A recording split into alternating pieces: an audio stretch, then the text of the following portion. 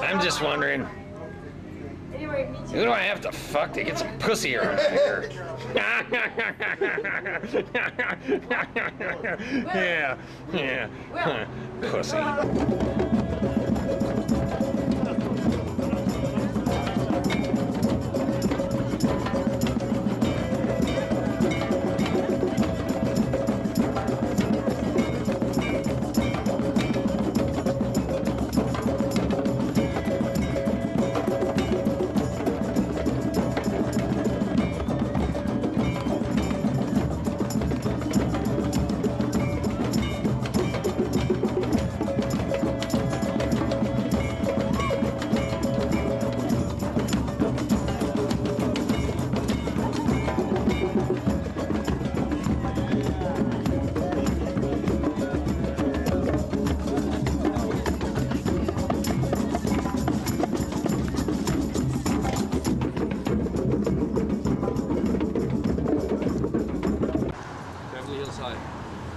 What about it? Hollywood High.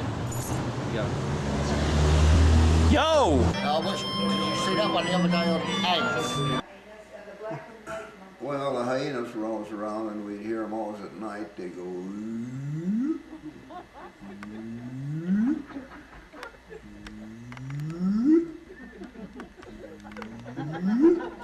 They were the garbage men around the clinic, and we used to throw out the old plaster casts, and every day, and they would come around at night and clean them up. So the next morning it would be all clean. And they liked the old cast because they had blood and pus and lice in them, and all kinds of good things, which the hyenas liked. So they'd eat them up, slick and clean. Paddle around the boundaries of nations. That one on the ants, fucking amazing. 1,000 ants. 20 minutes later, they actually made a road. Fucking amazing. Am I on air? I'm on air right now. They scuffed the street and they actually made it was like a river. We made fly. Camera, hello. It's recording right now? So you're gonna put this on the air, and this is the truth. This is actually the truth. Fucking the truth is dead. So apparently that shit that I saw the day in the museum that I thought was fucking bollocks, it turns out that it's fucking bollocks. You were the one but there is an attitude towards it. You were the one who read all the book before you looked at the fucking thing. You're one of those people. So fuck off. I mean, I know I'm a smart guy. So then I finally went to Johns Hopkins School of Advanced International Studies, and boy, that's when I learned how smart I was, because all the kids there came from Harvard, Yale, Colgate, Dartmouth, blah, blah, blah, and all that stuff. I never pretended that I agreed with them in any way about what they were fucking trying to do. Like, for instance, we went into that white room thing, right? When I came out, Eric said to me, what is that? And I said it was about fucking the psychospatial, you know, creation of a thought. So I thought, man, you know, what the hell am I going to do with my life, man, you know? And I thought about almost the military. Get up into the chair now! Now handcuff yourself to it! Hurry up or I'll blow your brains out! Hurry. Now where's your boss? Like I tell you, buddy. Well, you asked for it. What are you doing? Watch and see.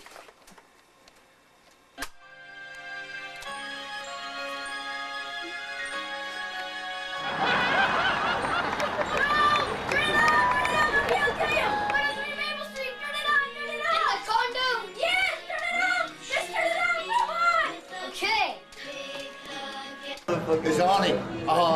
Arnie. Thanks a lot.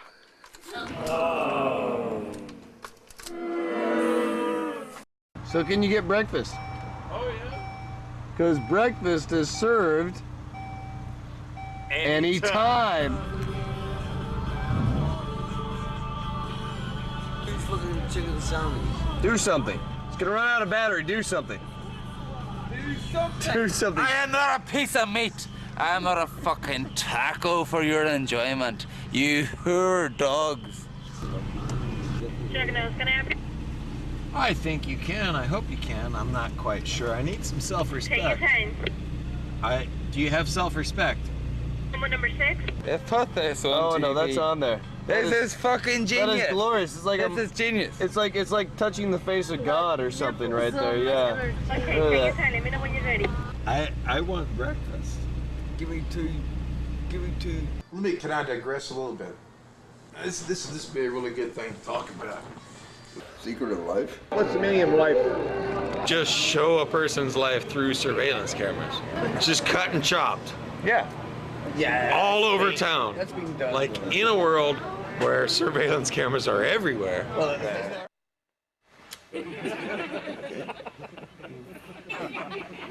Now, fast forward to 1946. I apologize for as many deaths as there were. We did not receive air support. I haven't had this over. Okay. I live in Nicaragua. It's also Panama. So, as they went, they came up to a stream there, and it was about a foot deep and probably about 20 feet wide. What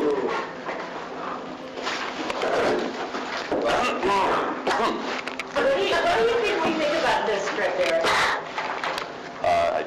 No. So we would just like to begin by thanking all the members of the committee for being here today in the presence of these proceedings. We appreciate your consideration based on the material in question. Now, Mr. McRiderson could not be here today due to the simple fact that he simply doesn't exist. He doesn't exist. Mr. Coleman, however, does, and he has prepared a statement. Well, could we... I did do it. Do what? I did do it.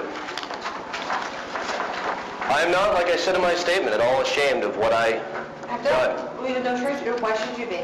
I was given an assignment, and I carried it out. Oh, I see. I made sure of operating within rules and guidelines. It's not like we've been supplying lethal weapons to terrorists or trading arms for hostages. At no point were we involving VFS students or faculty in activities in direct contradiction to Rule of Conduct number 40. There was no diverting of public funds into private pockets or in secret unofficial meetings or selling access to the head of the program for thousands of dollars. There was no dispensing cash and foreign money orders out of a VFS safe, accepting gifts or falsifying papers to cover it up, altering and shredding VFS security documents. There was none of that, and I am not lying to this subcommittee, and I think the VFS students understand this program cannot survive that level of abuse. And they thought, well, if we go across here, we're going to get all wet. So why don't we just wait a little bit until the hunter gets here, and he'll have high boots so he can wade through the water, and he'll probably just be kind enough to carry us across. I was told by an undisclosed informant that this project would never get off the ground. My heart and my best intentions still tell me that's true. But the facts and the evidence tell me it is not. What is that? And we submit the following documents for the committee's consideration and for the fairness of these hearings. Because we'd like to really consider it. Okay? So can we guys get... Is that cool? So they just waited there, and so this big dog came up to them. Yes, I believe the question in question would be... That's the general tone that Mr. Coleman has expressed. The direction you have to take it. Where is Mr. Marchfelder? Has he vanished? Our contacts in Nicaragua tell us different. I think Mr. Marchfelder has been placed on other assignments. He's in the field. Well, I understand you wouldn't want to compromise his position then. Very nice. Yeah, really nice. I can state that we were shot here at the BFS building, which is ironically housed inside of Thank you for your consideration. I actually think it's very funny.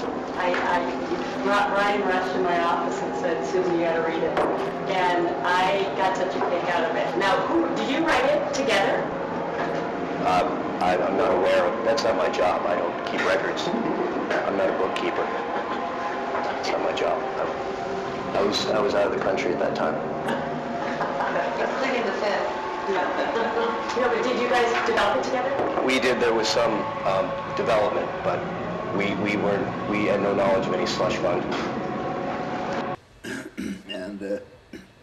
And my grandma Carrie, she said, "Oh, nice doggy, nice doggy. I bet you're hungry." So she had they each had a sandwich and a little lunch they'd packed. So she took the sandwich out, she broke off a little piece and held it out to the dog. And he just reached out his nose and sniffed it, and he went, "Whoa!" He jumped up in the air and spun around and ran off through the woods. And two girls looked at each other and they said, "There's a wolf!" And then they just ran as fast as they could.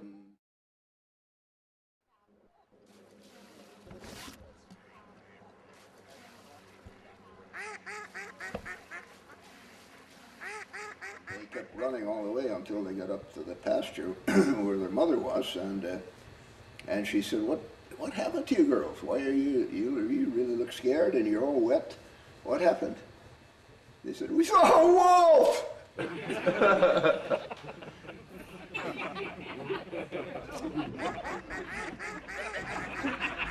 do we get a sound on here?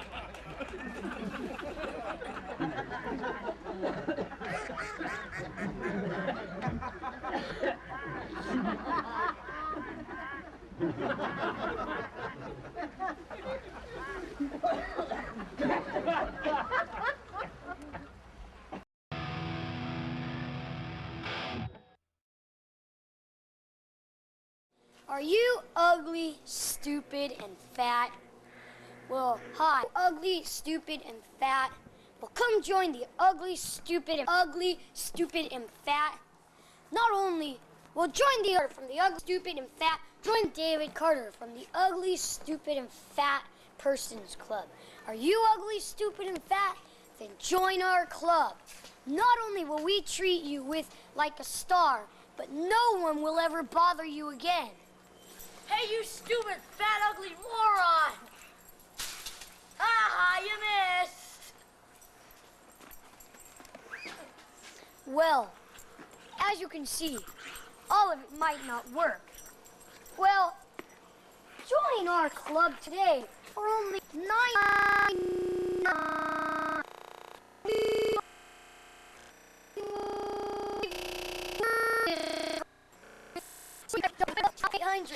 Not fat and stupid. Hey, that girl that works up in the auto parts store. Oh.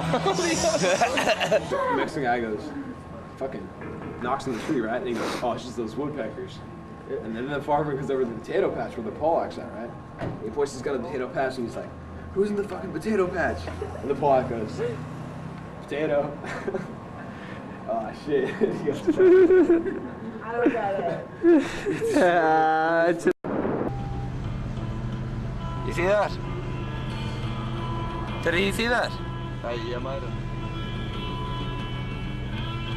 What does that mean? It means fuck off or leave me alone. About the information about Old Grump. Well, I think that's enough. I'm getting hoarse. How'd you turn this off? Alive, okay? You will never walk out of this world alive. Okay. So what did you will die. Never walk out of this. If I ever leave this world You will alive? never leave this world alive. Oh, a song by Floggy Molly. How about that, huh? So what was your name? What was your So name the bottom in line your is, last life? face it, it wants you every day of your life.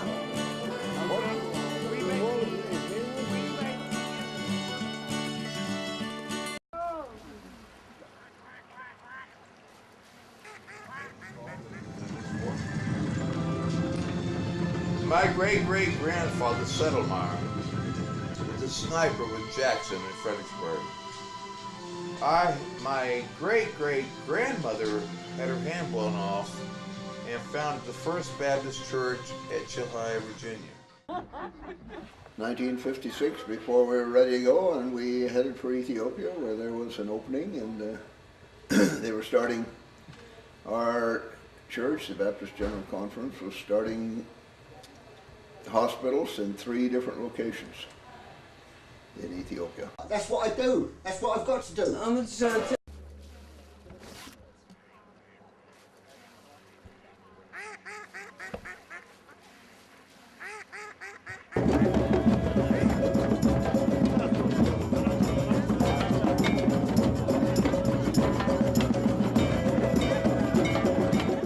I am Dr. William Douglas Eccles. Eccles comes from Chilhowie, Virginia. Malcolm G. Bell.